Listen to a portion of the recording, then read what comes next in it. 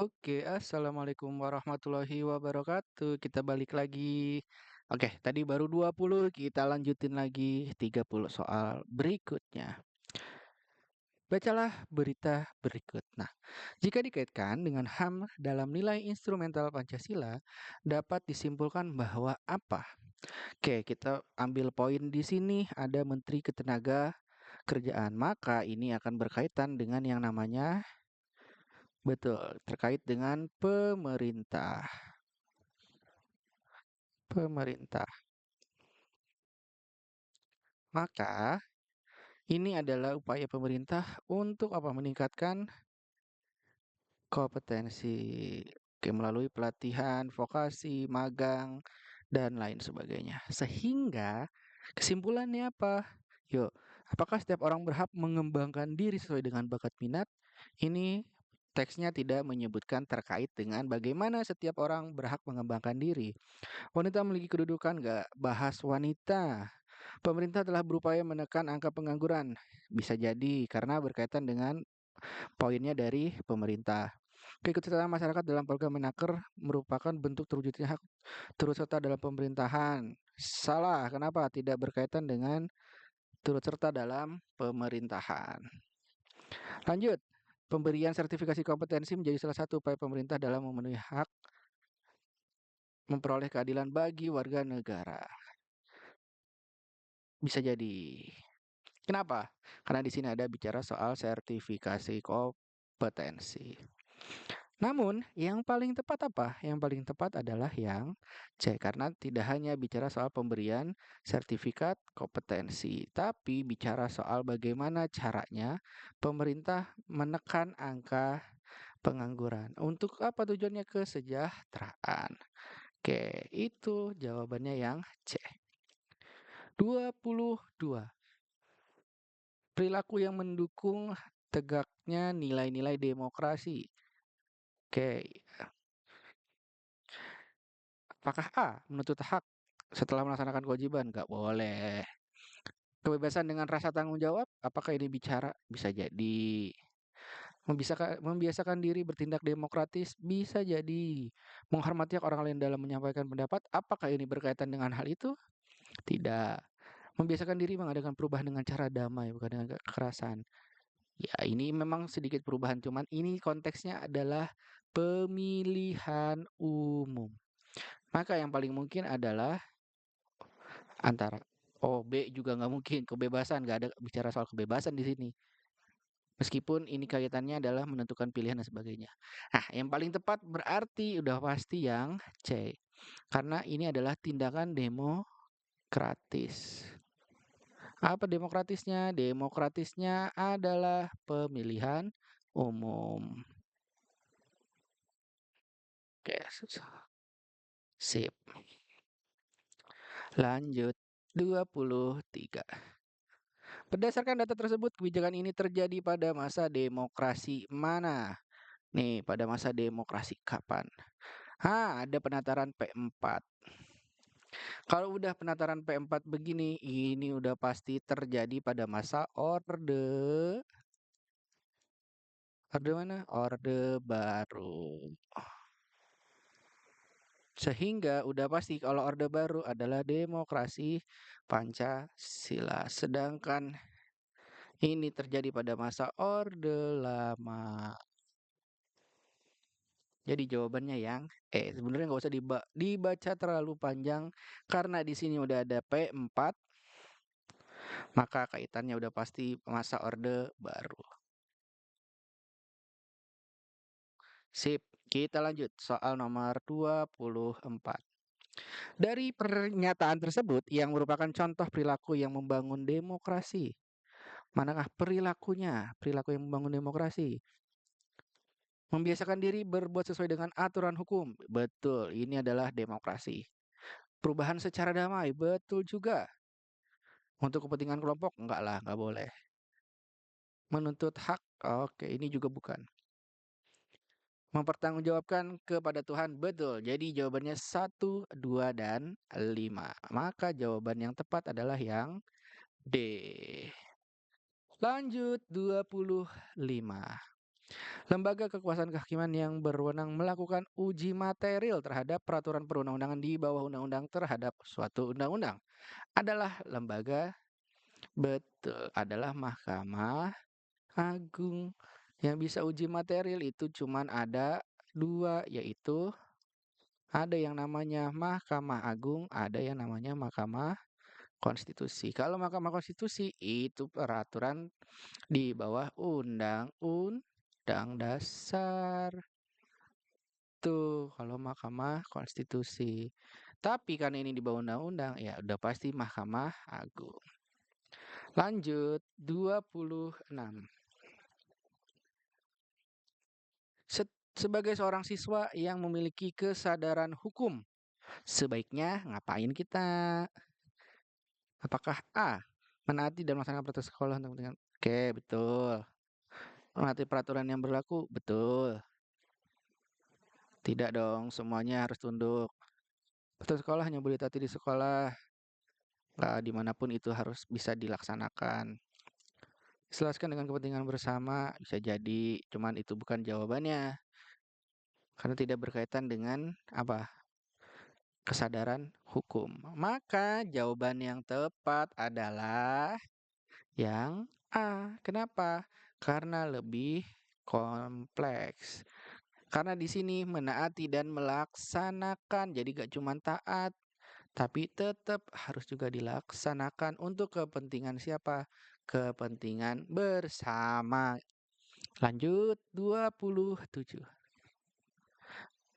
Politik luar negerinya Indonesia. Apa nama politik luar negerinya Indonesia? Iya, gampang sekali. Bebas dan aktif. Bebas artinya apa? Bebas artinya nih yang poin C. Tidak memihak.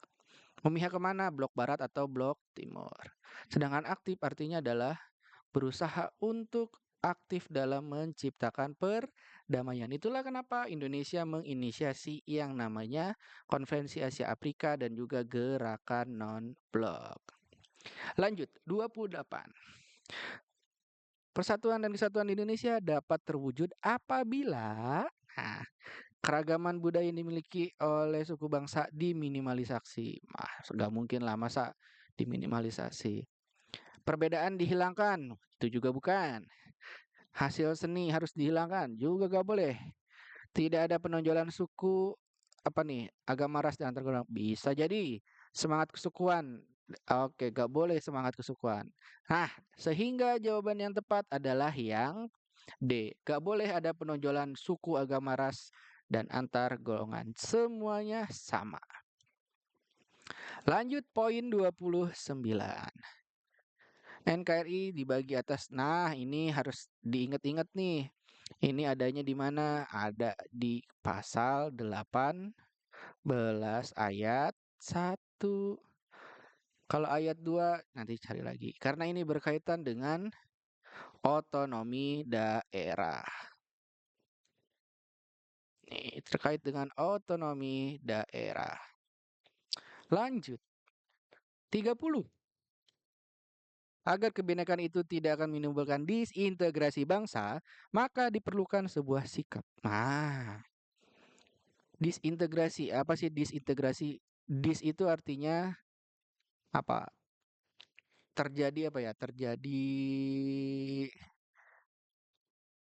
yang berlainan gitu loh. Kalau disintegrasi berarti menurunnya atau berbenturannya suatu integrasi. Sehingga berbicara disintegrasi maka berbicara soal perpecahan. Mana nih supaya kebinekaan atau persatuan itu tidak akan menimbulkan atau perbedaan-perbedaan yang ada di Indonesia itu tidak menimbulkan perpecahan. Harus ngapain? Yang A, membanggakan kebudayaan bangsa Indonesia yang berbeda. Nggak boleh ya. Menghargai perbedaan sebagai suatu rahmat. Boleh, tapi ini tidak berkaitan dengan hal-hal yang berkaitan dengan kemanusiaan, yaitu rahmat dari Tuhan.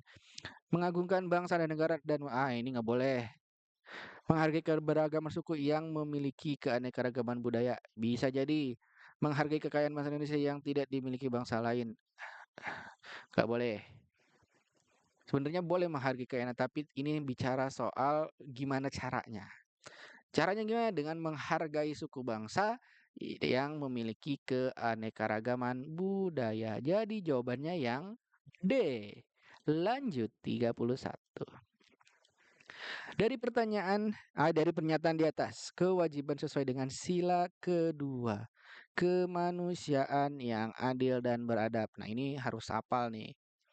Nilai-nilai dari praksis sila kedua. Memperlakukan orang lain sesuai dengan harkat dan martabat. Betul, bisa jadi. Mengakui persamaan derajat. Ini juga bisa jadi. Menempatkan kepentingan bangsa dan negara di atas kepentingan golongan. Ini justru sila ketiga. Tidak semena-mena terhadap orang lain. Ini berkaitan dengan sila Hah? Sila kedua, betul. Tidak melakukan perbuatan yang merugikan orang lain.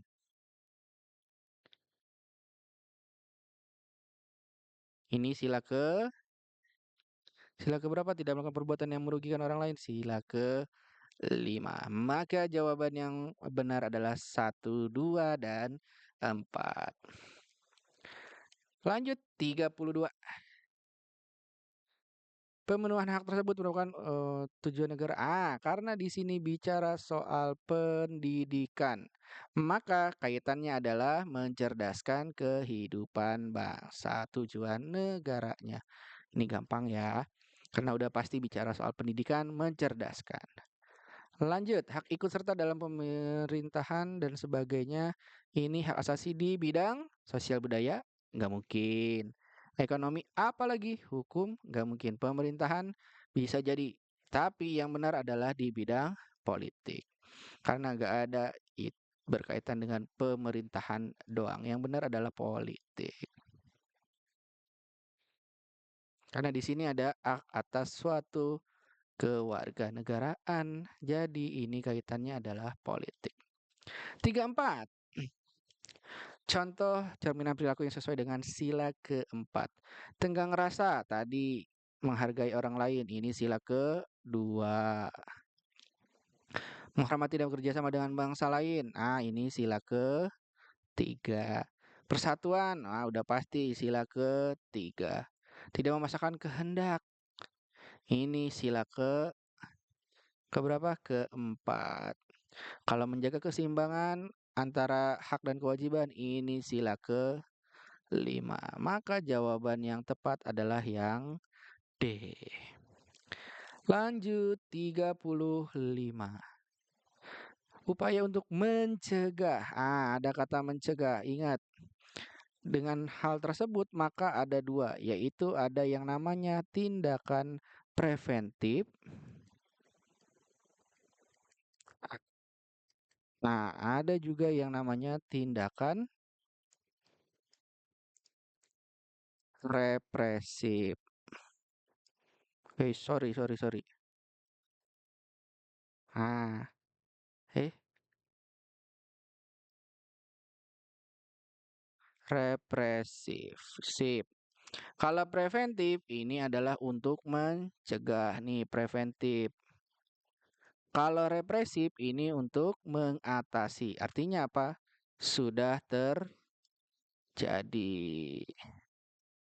Sedangkan preventif itu belum terjadi. Set. Nah, maka yang belum terjadi mana? Penegakan hukum pasti belum terjadi karena ini bicara soal konteksnya dari sebelum ada kejadian juga harus ada penegakan hukumnya. Menjatuhkan sanksi, yang namanya sanksi udah pasti udah kejadian, bukan. Perlindungan saksi, namanya saksi udah pasti ada kejadian.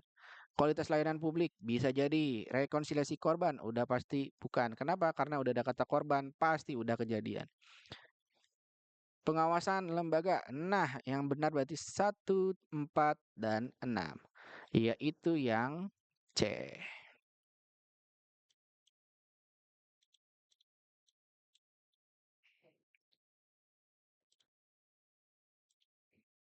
Mulai dah.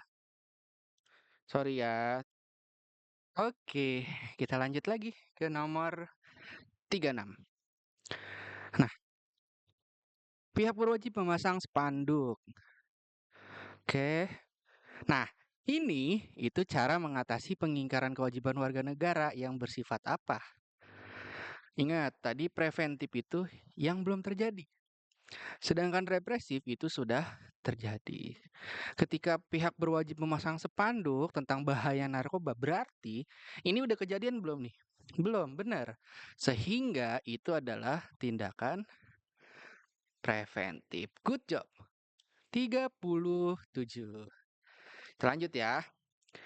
Kasus tersebut menunjukkan pentingnya perlindungan hukum oleh aparat penegak hukum di Indonesia, yaitu apa? Proses beracara. Enggak, ini tidak bicara soal proses beracara. Pengadilan memberikan tugas kepada pengacara. Ini juga tidak bicara soal pengacara. Didampingi oleh pengacara sama pengacara lagi. Ini nggak bicara soal pengacara ya, tapi ini berbicara soal sistem hukum yang ada di Indonesia itu tetap melindungi hak-hak dari seorang terdakwa. Sehingga jawaban yang benar adalah yang E.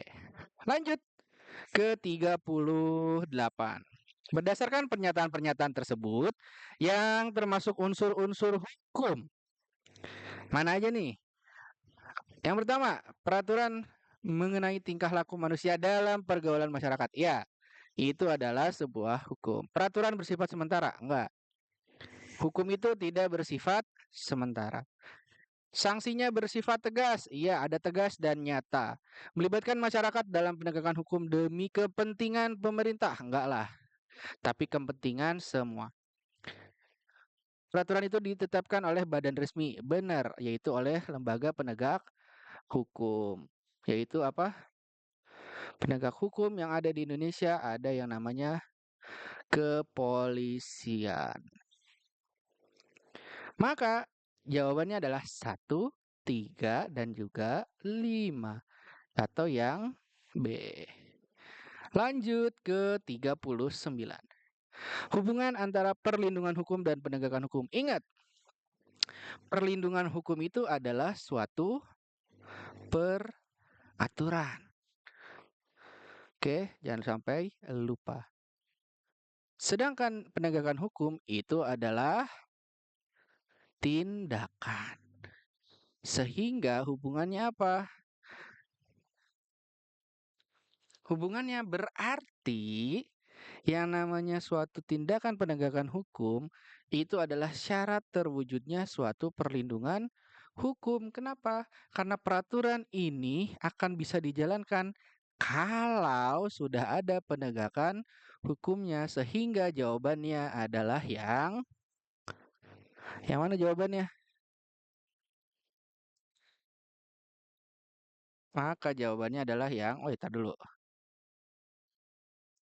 Nah, yang B. Betul. Kita lanjut lagi. Mana nih? Udah mulai gini lagi dah. Apa lagi nih? Sorry ya. Oke, kita lanjut lagi. Sorry, sorry. Nomor 40. Alat kelengkapan peradilan yang dimaksud berdasarkan ciri-ciri tersebut di atas adalah. Ini adalah ciri-ciri dari apa nih? Sebagai pengayom, pelindung, penegak hukum. Berarti udah pasti jawabannya yang polisi. Kenapa? Kalau jaksa itu ngurusinnya ngapain? Dia adalah yang ngurusin memberikan suatu dakwaan dan juga memberikan tuntutan. Itulah dari jaksa.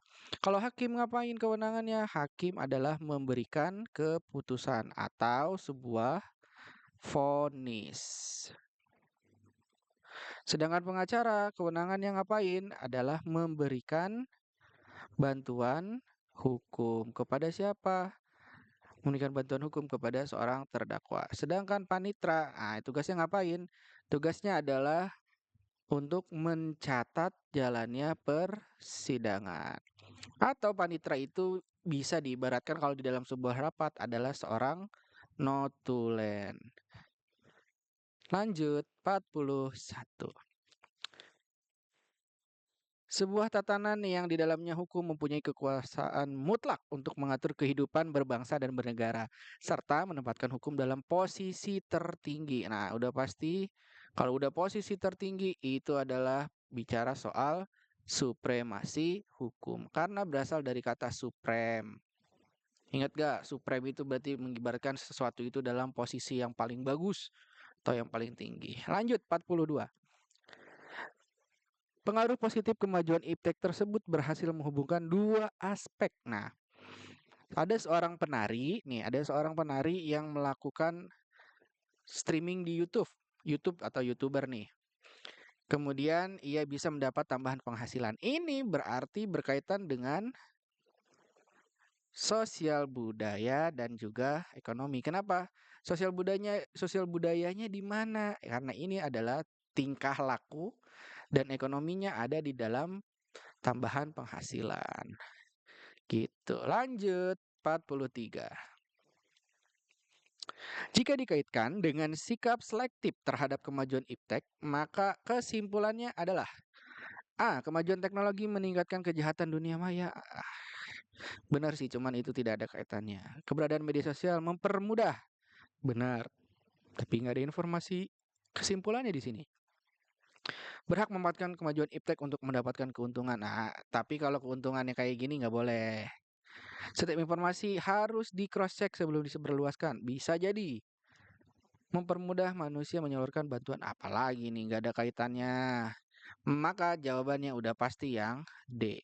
Karena ini berkaitan dengan informasi yang diterima oleh si Tika nih. Si Tika nih, informasi dari si Tika bahwa ada yang pakai akun palsu tuh di sosial media. Kayak yang tepat adalah harus di cross check sebelum disebar luaskan. Lanjut. Meningkatnya kesempatan kerja dan devisa. Ah, kalau bicara devisa dan kerja, ini berarti iptek di bidang, betul, di bidang ekonomi. Apalagi di sini ada lagi kata investasi. Udah pasti. Lanjut, 45. Pancasila adalah norma dalam menghadapi iptek dan globalisasi. Oke, kalau udah bicara globalisasi, maka yang namanya Pancasila itu harus menjadi sebuah filter. Ingat, kalau ada kata globalisasi pasti sebagai filter atau menyaring. Tujuannya supaya apa? Tidak semua hal itu harus masuk. Jadi harus ada filternya, yaitu apa? Pancasila. Jadi jawabannya yang tepat udah pasti yang A. 46. Berdasarkan ilustrasi tersebut, dampak globalisasi perlu dihadapi dengan pemberdayaan budaya sebagai nilai kearifan lokal dalam bentuk mendorong individu untuk menjalankan pola hidup sederhana sesuai dengan tingkat ekonomi masyarakat? Ya nggak mungkin. Kenapa? Masa kita sederhananya sesuai dengan tingkat ekonomi? Kalau orang kaya sederhananya mungkin kita pakai kaos, tapi kalau orang yang miskin gimana? Nggak bisa sesuai tingkat ekonomi. Membiasakan hidup dengan sikap menerima keadaan sesuai dengan kondisi ekonomi masyarakat yang belum maju. Nggak boleh, kita harus bisa mendobrak. Kalau misalnya kita merasa bahwa kita ekonominya rendah, kita harus berjuang. Membangun budaya masyarakat yang mengutamakan kesederhanaan dalam berpikir dan berperilaku. Bisa jadi mental yang selaras dengan prinsip kesetaraan. Nggak bisa. Kenapa? Karena tidak ada prinsip kesetaraan. Artinya kita harus bisa memperbaiki diri. Mengajak masyarakat golongan ekonomi lemah berpikir sesuai prinsip keadilan sosial. Jangan ekonomi lemah, justru yang harus diajak adalah orang dengan ekonomi tinggi. Begitu. Jadi jawaban yang paling tepat itu adalah yang C.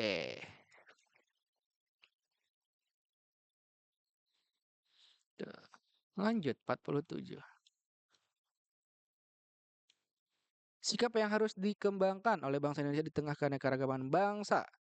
Mengenali para pembuat konsep wawasan kebangsaan yang berhasil menciptakan keanekaragaman. Oke, bisa jadi homogen gak boleh. Indonesia itu udah pasti heterogen, gak bisa. Mengikuti ajaran wawasan kebangsaan menciptakan bangsa yang lebih. Oh, ini lagi homogen, ini tuh salah. Mengutamakan kepentingan pemerintah daripada kepentingan masyarakat. Ah, udah pasti salah. Memandang keanekaragaman yang dilandasi persatuan dan kesatuan bangsa bisa jadi. Tapi yang paling tepat adalah memandang keanekaragaman. Jadi jangan cuma diteladani doang. Karena kalau diteladani doang, tapi kita nggak bisa melandasi segala keanekaragaman ini menjadi suatu persatuan dan kesatuan yang justru membuat integrasi gitu loh. Itu nggak bisa. Lanjut. Urutan tahapan pembinaan Persatuan Kesatuan Indonesia yang benar urutannya. Nah, untuk menjawab soal ini, karena di sini udah ada tanggal, maka kita harus pakai tanggal karena ada bicara urutan tahapan. Yuk, semangat kebangkitan nasional itu kapan sih? Yaitu ketika munculnya atau lahirnya Budi Utomo. Kapan tuh? Yaitu tanggal 20 Mei tahun 1908. Adanya perasaan senasib sepenanggungan sebagai bangsa yang terjajah. Ya, kita ibaratkan aja kita dijajah tahun 1500-an lah. Proklamasi, proklamasi itu tanggal 17 Agustus tahun 1945. Sekarang kita urutin dari yang paling tua terlebih dahulu. Yaitu apa? Nih, ini dulu senasib. Setelah senasib muncul kebangkitan nasional. Setelah itu ada Sumpah Pemuda, baru yang terakhir proklamasi. Atau jawabannya 3, 1, 2, dan 4, yaitu yang D. Itulah untuk menjawab soal tersebut. 49. Antar pemerintah pusat dalam hubungannya dengan pemerintah daerah. Oke. Dan daerah tinggal melaksanakan apa yang sudah ditentukan. Nah, ini berarti bentuk negara kesatuan. Kenapa? Karena ada pemerintah daerah yang mewujudkan apa? Yang melaksanakan kebijakan-kebijakan dari pemerintah pusat. Itu udah pasti kesatuan. Sedangkan kalau serikat atau federasi itu kaitannya atau ciri khasnya apa? Ada yang namanya negara bagian. Pokoknya kalau ada kata negara bagian itu pasti negara serikat atau federal. Kalau yang ada pemerintah pusat, pemerintah daerah itu pasti kesatuan atau yang namanya unitaris. Terakhir, persatuan dalam keberagaman memiliki arti yang sangat penting dan harus dipahami oleh setiap warga masyarakat. Agar terwujud kehidupan yang kaya raya kah? Tidak dong. Materialistis? Tidak. Penuh kemewahan? Tidak. Menjanjikan kenikmatan? Tidak. Pasti jawabannya yang yaitu yang kehidupan yang serasi, selaras, dan seimbang. Itu tadi adalah pembahasan soal yang kedua. Kita lanjut nanti untuk paket yang berikutnya. Terima kasih banyak.